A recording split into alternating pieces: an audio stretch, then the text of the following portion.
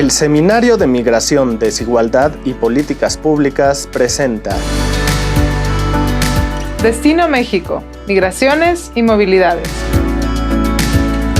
Con Claudia Masferrer.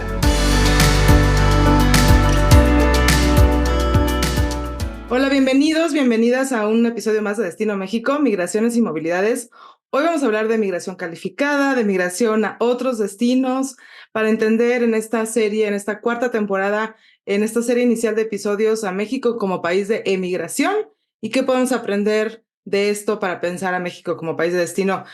Bienvenida Laura Vázquez Maggio, el día de hoy nos va a platicar justo de otros contextos de destino. Muchas gracias por aceptar la invitación. Muchas gracias a ti, Claudia. Es un gusto poder estar aquí y platicar sobre algunos de los temas que he trabajado. Has trabajado y has estudiado y has vivido en Australia, algo que no entra quizás en el imaginario de los destinos de migración mexicana, pero además has estudiado la emigración de profesionistas y de personas, digamos, que solemos llamar altamente calificadas. Y a mí me gustaría tratar de entender un poco, por un lado, digamos, ¿qué es lo que lleva a personas mexicanas ir a otros destinos, ¿no? Que puede ser Estados Unidos, pero en un contexto distinto quizás, o Australia, Canadá, otros contextos, porque creo que pensamos muchas veces en ciertos mitos o ciertos estereotipos, y uno de esos es que los migrantes mexicanos son migrantes con educación básica, ¿no? Y que tienden a ir a Estados Unidos a trabajar en ciertos sectores. Y lo que tú estudias en realidad es un panorama distinto. Sí, efectivamente he trabajado el tema de los migrantes en Australia y el tema de los migrantes en Estados Unidos y aquellos en específico, pues como dices tú, los que son calificados. Y inicié el tema de la migración estudiando a los mexicanos en Australia cuando fui a hacer el doctorado allá y me llamó mucho la atención pues encontrar mexicanos, digo, más allá de ¿no? Sí, mexicanos, es un destino tan lejano, tan poco conocido, tan caro para viajar por las distancias, que me llamó la atención y cuando empiezo pues a rascarle un poco más y a propiamente plantear un proyecto de investigación en torno a la migración, pues me doy cuenta que hay, digo, más de lo que uno se imaginaría, digo, no son miles y millones de mexicanos en Australia, ahora comento lo de las cifras, pero bueno, sí, o sea, hay incluso grupos, ¿no? De migrantes y bueno, eso nos deja ver, pues que ya tienen un tiempo, que se han agrupado, han buscado redes, ir un poco estableciendo su presencia, digamos, su presencia étnica, nacional, cultural en ese país. Y bueno, me llama mucho la atención porque pues empiezo a ver, y justo lo que tú dices, respecto al imaginario de los mexicanos migrantes, pues no encajaban en eso.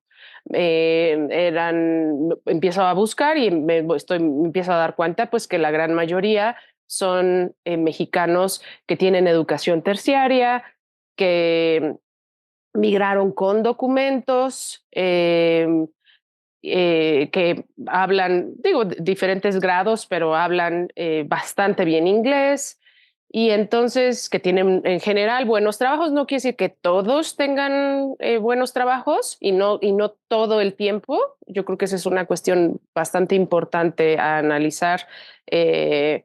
Pues en todos los grupos poblacionales migrantes, pero pues en específico en estos, que muchos de ellos migran que ya habiendo tenido trabajos en México, o simplemente cuando terminan la universidad o se van a hacer una maestría, etcétera. Digo, todos esos diferentes procesos llevan a diferentes experiencias y diferentes caminos, pero a lo que voy es que mencionaba que no todos tienen buenos trabajos. ¿Por qué? Porque cuando uno está recién llegado, no necesariamente es fácil encontrar el primer trabajo, ¿no? Dependiendo de por qué camino fue, si hizo los estudios, o sea, el haber hecho estudios en el país de destino abre muchas puertas.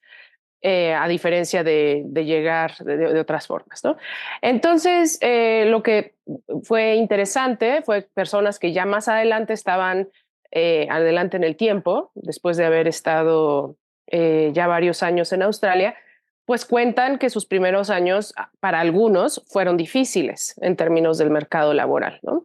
Y entonces, bueno, pues descubro este panorama, para mí fue un gran descubrimiento de la migración de personas profesionistas que están buscando trabajos en el mundo profesional, poderse desempeñar pues, en lo que estudiaron, bien pagados, como dije hace un momento, habiendo migrado con documentos, y pues que es muy diferente a la migración tradicional que escuchamos, hemos escuchado por muchos años, muchas décadas en México. Y bueno, acabando ese proyecto y cuando regreso a México y me incorporo a la UNAM, pues empiezo a trabajar la migración de este mismo grupo, con por lo menos el enfoque de tratar de acotar como ya se ha hecho en la literatura, a migrantes con educación terciaria, ¿no? Como dices tú, normalmente nos referimos a ellos, a calificados, aunque está discutido en la literatura el término.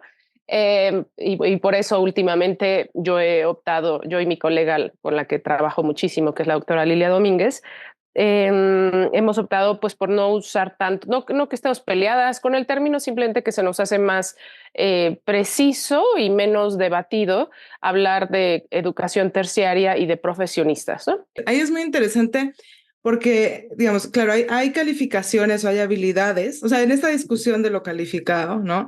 Se habla mucho también de las habilidades que quizás no tiene un grado que compruebe las habilidades.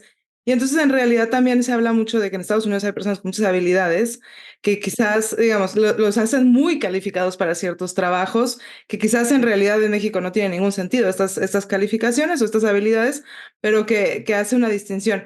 Y está el tema de profesionistas y ahí también, digamos, hay muchas profesiones, ¿no? Hay profesiones que necesitan educación básica, ¿no? Entonces es interesante también recalcar la distinción de por qué profesionistas a veces, digamos, se piensa en profesionales, pero bueno, una persona puede ser muy profesional incluso sin educación formal, ¿no? Entonces creo que es interesante que pensemos también en estos términos. Y tú, digamos, tú estudias economía en la UNAM, te vas a hacer el doctorado, regresas y ahora eres profesora en la Facultad de Economía. Y ahí yo tengo una duda, digamos, antes de pensar en estos procesos más, digamos, de los demás, en tu experiencia propia, es extraño que te hayas ido a hacer estudios de posgrado a Australia, ¿no? Y normalmente cuando estudiamos migración y pensamos en los procesos de selectividad, siempre pensamos en que, bueno, el proceso migratorio no es aleatorio, entonces, de alguna manera tú eras distinta que los demás mexicanos que decidieron quedarse o de los demás mexicanos que decidieron continuar estudios de posgrado en Estados Unidos o incluso en Canadá, ¿no? Y ahí, digamos, hay otros procesos que, bueno, te llevan a regresar a México, cosa que también hay un proceso de selectividad en el que seguramente tú eras distinta a los otros mexicanos que conociste en Australia, ¿no? Y no sé si nos puedes hablar un poco de ese, vamos a decirle, encadenamiento de procesos de selectividad que hacen distintos, pensando en poco, ahora sí ya, no solo en tu experiencia, sino en la experiencia general, o sea, ¿realmente son distintos los mexicanos que deciden ir a Australia o a Canadá o a Estados Unidos para continuar estudios de posgrado? ¿O en realidad, digamos, hay más bien cuestiones del contexto, del destino que están atrayendo quizás a las mismas personas, pero quizás personas que están dispuestas a viajar vuelos cada vez más largos o a pagar vuelos cada vez más costosos para ir y viajar? O, digamos, ¿cómo ves tú esa parte quizás un poco más subjetiva de la elección del destino, ¿no? Me ha pasado mucho que he pensado en mis propios procesos migratorios en términos de todo lo demás y ver cómo encajan. Y en mi caso particular, yo no diría que es una excepción o sale de la regla, sino justo me parece que encaja bien con o sea, con algunas de las teorías que buscan explicar estos fenómenos. Y en mi caso, por ejemplo, también la razón de por qué fui a Australia no fue, a ver, en principio sí parecería muy raro, pero al final cuando yo estaba buscando hacer estudios de posgrado, pues lo más común es los destinos comunes. Y entonces, pues dentro de esos destinos comunes, yo estaba buscando compaginar mis intereses académicos con en algún lugar en Estados Unidos, y tenía una fuerte preferencia por no ir al frío, por ejemplo, ¿no? O sea, si se podía elegir, no quería ir al frío. Y entonces, que además muchos de las personas que yo he entrevistado y que he encuestado, estos factores de una u otra manera también están expresados, ¿no? Y entonces resulta que cuando platico con uno de mis profesores en la UNAM, cuando estaba yo terminando la licenciatura, pues se entera, porque era un profesor cercano, que mi hermana en aquel momento vivía en Australia, y pues para él se le hizo buena idea recomendarme con un buen profesor con el cual yo podría trabajar el proyecto de investigación en Australia. Entonces, finalmente fue una decisión de esto que ya está estudiado en la literatura, de cuando se va uno primero, ¿no? Un familiar o un amigo, pues a uno le facilitan muchas cosas. Entonces, o sea, en principio yo pensé, no voy porque está ahí mi hermana, voy porque hay con quien trabajar, temas que me interesan. Pero bueno, finalmente al profesor se le ocurrió y se me abrieron las puertas, me dieron la beca completa, etcétera, ¿no? Entonces se facilitaron muchas cosas, pero en realidad el asunto de las redes, en mi caso operó pues ampliamente, ¿no? Digo, si no me hubieran dado la beca, seguramente no hubiera ido, si el profesor no me hubiera abierto la puerta, pues menos, etcétera. Es interesante porque, claro, tú dijiste, no quiero ir al frío.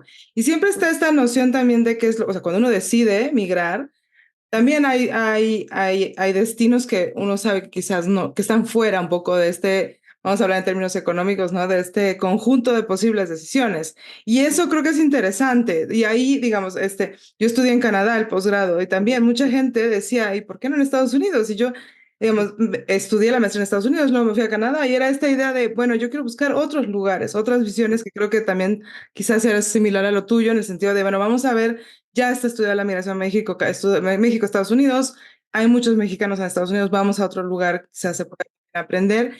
Y ahí yo tengo una duda, un poco pensando en el caso canadiense, en que la política migratoria canadiense siempre se compara con la australiana en el sentido de que tienen un sistema de puntos que atrae a migrantes calificados, pero que además tiene cierto balance en cuanto a migración económica, migración por cuestiones familiares, reunificación familiar y también protección internacional, asilo, refugio. Entonces, como que buscan en este paquete holístico complejo de política migratoria atraer a muy buenos inmigrantes altamente calificados o profesionistas con estudios terciarios, como tú dices, pero también en este balance, ¿no? Y entonces ahí yo tendría la duda de también, digamos, en tu experiencia, pero también en el trabajo, qué tanto la política migratoria pesaba y qué tanto también, digamos, otras cuestiones asociadas al no querer migrar a Estados Unidos. Quizás cuestiones de clase o simplemente, como tú dices, el frío o cuestiones más sociales. Hacia donde quería ir con el comentario anterior era a la cuestión de la clase social, ¿no? Yo sé que es un concepto muy utilizado en la sociología, cuestionado, complicado de operacionalizar, pero al final yo soy una convencida de que las clases sociales existen y que los elementos de clase social están muy presentes para tratar de entender o que nos explican mucho de estos otros grupos, que o sea, estos otros me refiero a diferentes a la migración tradicional, a estos grupos que yo he estado trabajando. Entonces, creo que algunas de los elementos que tú acabas de mencionar diferencian a este grupo y yo diría que esas diferencias están asociadas a una cierta clase social, ¿no? Entonces, el poder elegir para empezar, ya nos habla de pues, otras posibilidades de vida, ¿no? Otras que hay en estas clases sociales. Yo normalmente me refiero a las clases medias, también pensando en que no es una única clase media, sino hay diferentes niveles, unos con más posibilidades, otros con menos posibilidades, pero al final distinta de la clase trabajadora, que es un poco más o bastante más vulnerable, las personas que salen del mundo rural en México, etcétera. Entonces, el poder elegir, el poder darse el lujo, digamos, el lujo de decir no quiero el frío, que sí estuvo muy presente en los migrantes mexicanos en Australia. Cuando yo preguntaba por qué elegiste Australia, porque fue una pregunta todo el tiempo, ¿no? Era natural, por lo mismo que estamos platicando, era natural preguntar eso. Resulta que las respuestas inmediatas no tenían nada que ver con Australia. Tenían que ver, no quiero ir a Estados Unidos porque ya hay muchos mexicanos en Estados Unidos y casi siempre el ya hay muchos mexicanos significaba hay mucha discriminación, o sea, era como parte de la línea de la idea. Y el segundo o el primero, digo, las dos estaban presentes todo el tiempo, es no elegí Canadá por el frío, ¿no? Entonces no me respondían por qué sí Australia, sino cuando yo preguntaba por qué Australia, las respuestas eran no Estados Unidos, no Canadá. Y entonces su tercer destino era Australia. Luego, otro factor muy importante, me parece, de clase social, es que la gente quería conocer otros destinos. ¿Qué quiere decir conocer otros destinos? Pues que ya conocían Estados Unidos o ya sabían mucho y había mucha información negativa alrededor de ese destino. De Canadá, por lo general, a lo mejor la gente ni lo conoce, pero ya con el frío ya me interesa en conocer. Y entonces decían, bueno, pues efectivamente, como tú dices, el tema de la política migratoria similar a Canadá los hacía pensar en que Canadá es un destino atractivo, pero no por el frío. Entonces, lo más similar a Canadá, se enteran que es Australia y entonces dicen, bueno, eso suena súper exótico.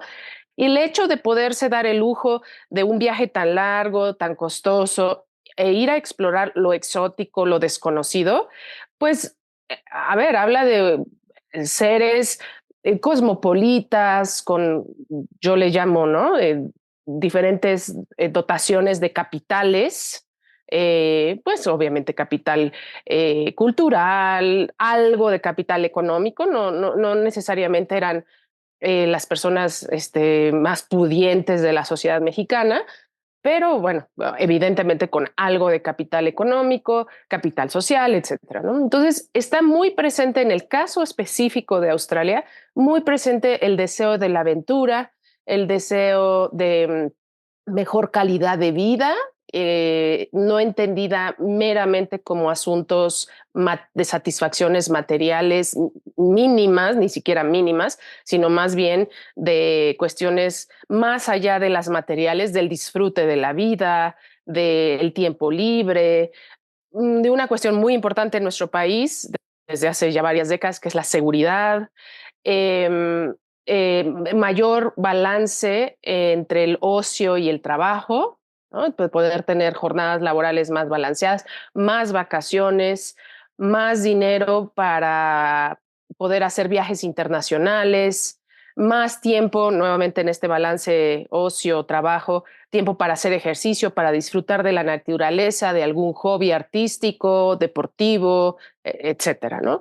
Entonces, eso, entre las principales razones para migrar de los mexicanos en Australia, número uno, por mucho, era la calidad de vida. Y cuando yo preguntaba qué significa calidad de vida, se expresaban estas cosas que te estoy comentando, que van más allá de lo material. Obtener experiencia internacional, viajar, conocer destinos distintos. Y en cambio, en el caso de Estados Unidos no es que la cuestión económica sea la única, porque además existe esta tendencia a pensar que la migración, cuando no es, bueno, ya también está muy debatido lo que si es forzado o no es forzado, pero cuando no es, por ejemplo, de refugiados, etcétera, pues casi siempre hay una cuestión económica, ¿no? Y en Estados Unidos parece que está un poco más presente la búsqueda de un mejor trabajo que en Australia, ¿no? En Australia no es que no estén buscando trabajo, sí buscan trabajo, pero parece que les preocupa menos, digamos, ¿no?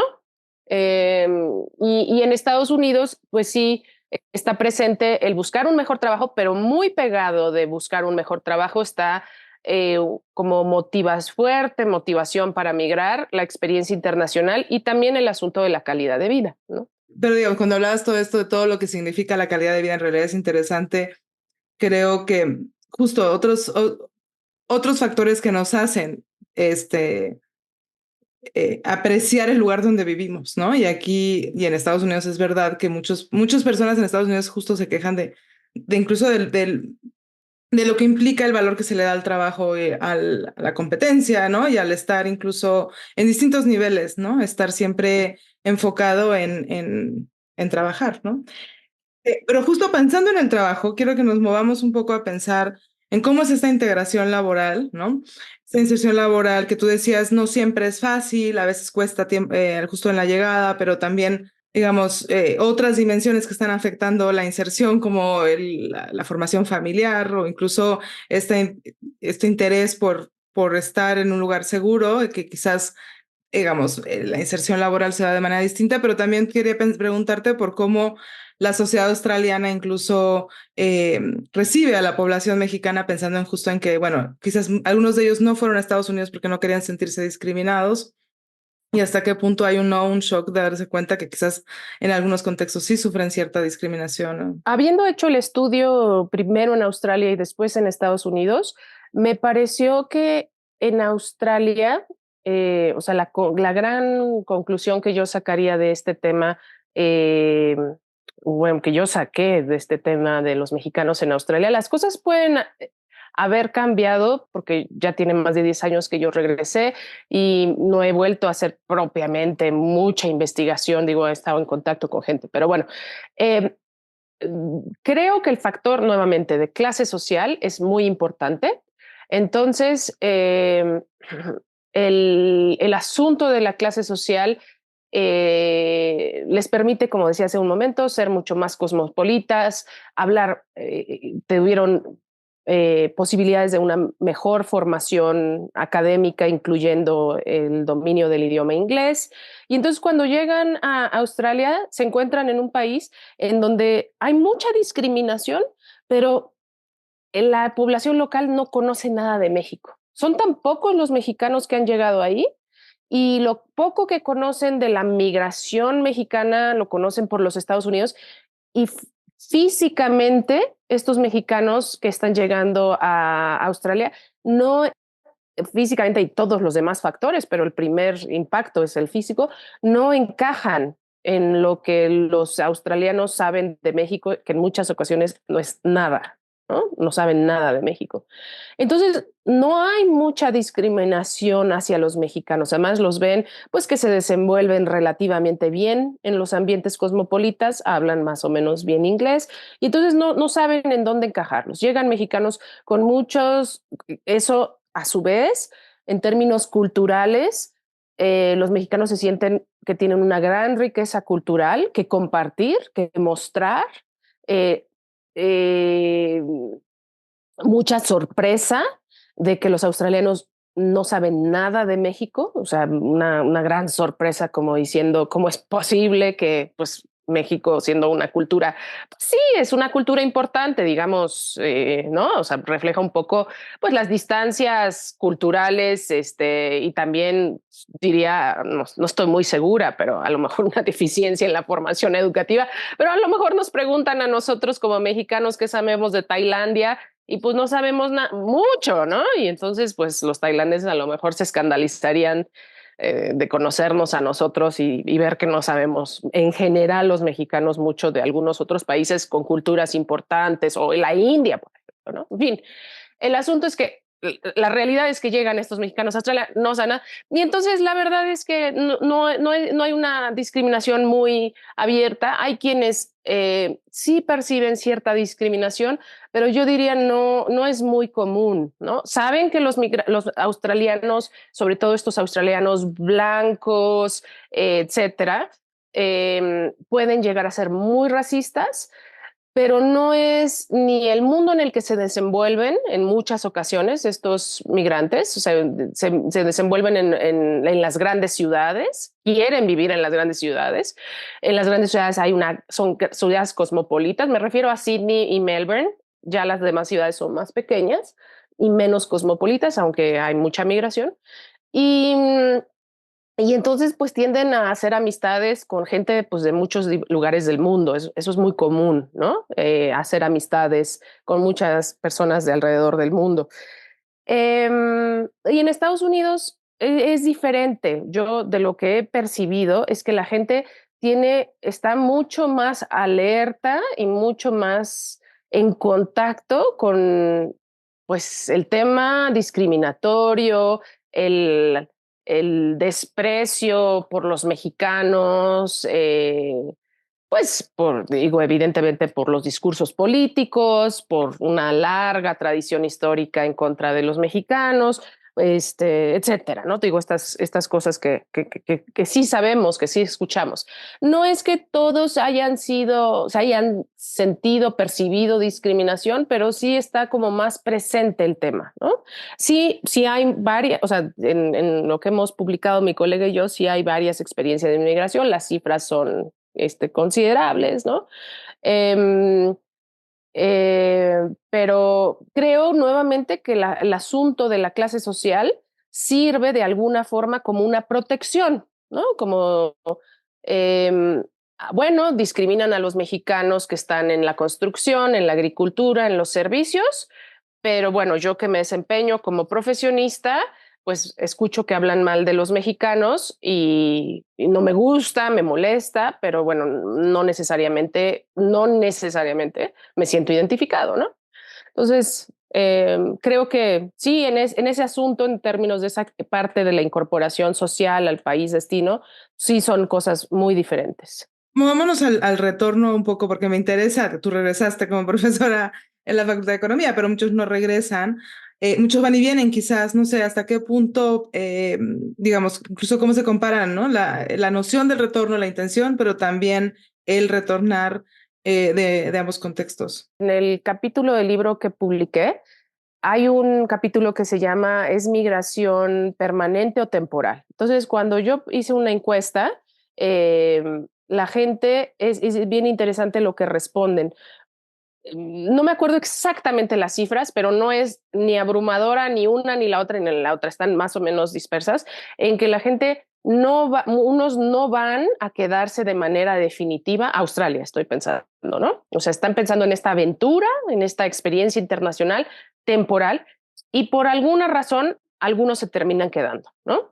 Otros van con, digamos, la mente abierta de si me gusta, me quedo, si no me gusta, me regreso, no pasa nada. Y algunos otros sí van pensando, este es un destino idóneo, voy y la intención inicial es una migración permanente, que pueden suceder otras cosas, pues la vida es así, ¿no? Creo que en el caso de Estados Unidos la intención es un poco más permanente, aunque ya cuando uno les pregunta, las respuestas respecto al retorno. De hecho, en Estados Unidos lo que hicimos fue preguntar, después de la experiencia en Australia, que habiéndolos estudiado y habiéndole dado seguimiento a los casos, me di cuenta que la gente en muchas ocasiones en Australia no está ahí de forma fija y siempre se están cuestionando si fue una buena decisión. ¿Y por qué se cuestionan si fue una buena decisión? Porque se sienten muy lejos de todo y de México, y México incluye cultura, familia, amigos, ¿no? Amistades. Eso pesa mucho, digo, en todos los estudios migratorios, el tema de separarse de la familia y de los amigos y de la cultura es doloroso, pero me pareció particularmente marcado en Australia y verdaderamente uno se siente muy lejos. Se siente muy lejos, pues por la distancia, por el costo, porque subirse al avión y viajar todas esas horas y llegar exhausto, la diferencia en el horario, no es fácil comunicarse entre Australia y México, o sea, a encontrar los horarios para que coincidan en que es buena hora para uno y para el otro es complicado. Y entonces la gente pues vive bien, sus hijos viven bien, pero hay, digamos, pocos mexicanos. Hablaba de los pocos mexicanos. Salió el censo 2021, creo, no me acuerdo, pero fue en contexto de la pandemia Y la verdad, esas cifras no las tengo muy claras. Lo que sí es que cuando yo hice el estudio, en 2000 usé las cifras del censo de 2011, eran 3,200 mexicanos, y en las cifras de 2016, o sea, 5 años después, hacen el censo cada 5 años, 4,800. Cuando déjame, aquí tengo la cifra, en 1990 eran 700 mexicanos. O sea, lo que voy es que ha crecido mucho de los 90 para acá, ¿no? Las cifras. Bueno, un asunto totalmente, son unos pocos miles. En Estados Unidos estamos hablando de casi medio millón depende de cómo uno lo mida, pero casi medio millón, o sea, son otras cifras, ¿no?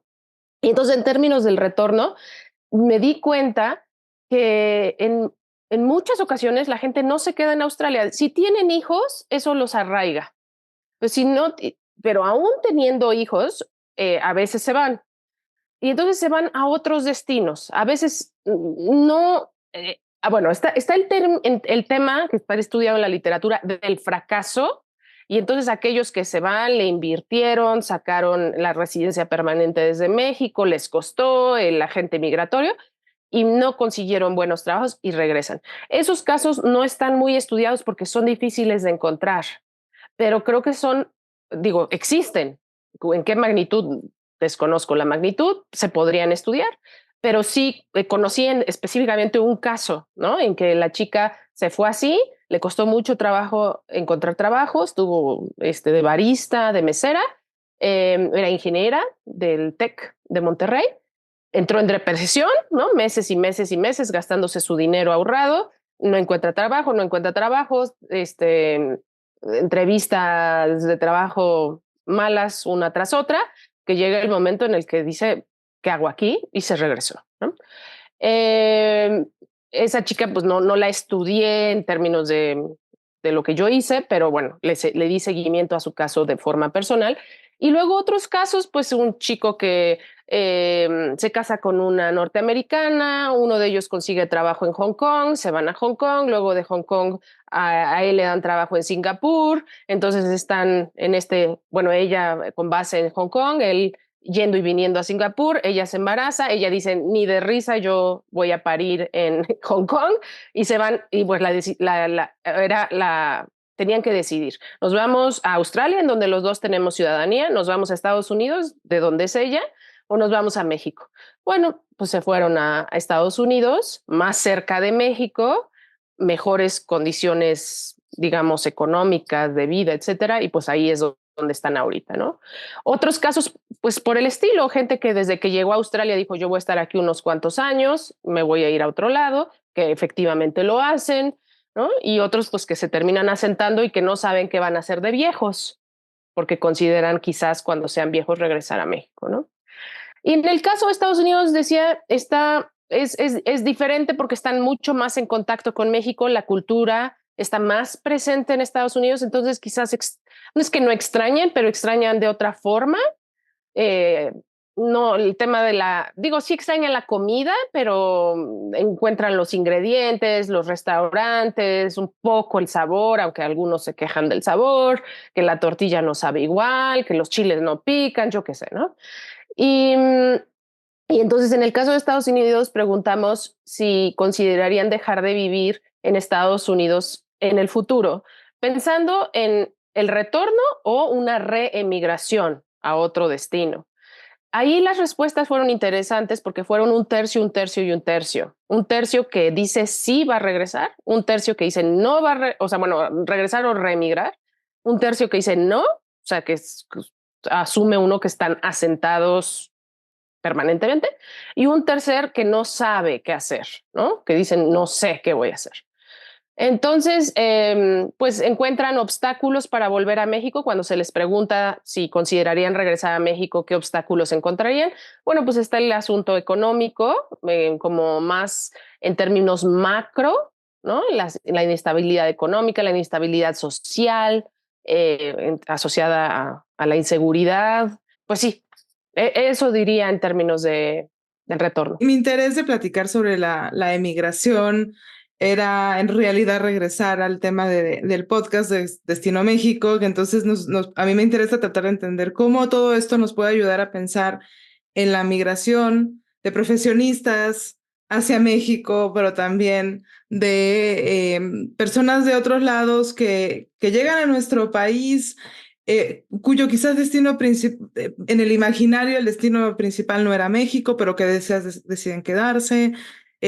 También con estos cambios incluso en los perfiles de la migración latinoamericana, en donde digamos, en un momento inicial, la migración, por ejemplo, de personas venezolanas era justo, caía en este perfil de profesionistas, personas con educación terciaria, pero que empieza a cambiar. Entonces, en tu experiencia, un poco, digamos, no sé si puedas identificar buenas prácticas hacia estas personas, cómo integrarlos, cómo México tendría que tratar de incluso quizás integrarlos mejor o simplemente, como que, digamos, creo que también hay ciertas nacionalidades de las cuales hay mucha ignorancia o poco conocimiento por la parte de la sociedad mexicana, en donde quizás discriminamos o no discriminamos porque en realidad no sabemos nada de su cultura y quizás, digamos, tendríamos que buscar otras formas para integrar mejor a estas poblaciones que están llegando y que han llegado también antes, ¿no? A nuestro país, pensando un poco en qué aprendemos de esta experiencia internacional de México. El tema laboral es crucial, digo, me parece, y está, digo, en los estudios y demás. Una vez que las personas encuentran un trabajo satisfactorio y un ingreso satisfactorio, las demás cosas empiezan a fluir, ¿no? Entonces, creo que, pues sí, el tema laboral es muy importante. En el caso de Australia, igual que en Canadá, hay una política migratoria que demanda ciertas personas con ciertas habilidades y cuando ese es el caso de que se hace ese match rápido y adecuado, muchas otras cosas fluyen rápidamente, ¿no? Entonces, pues en esos países tienen está a la mano de cualquiera cuáles son las habilidades, los tipos de trabajos que se están demandando.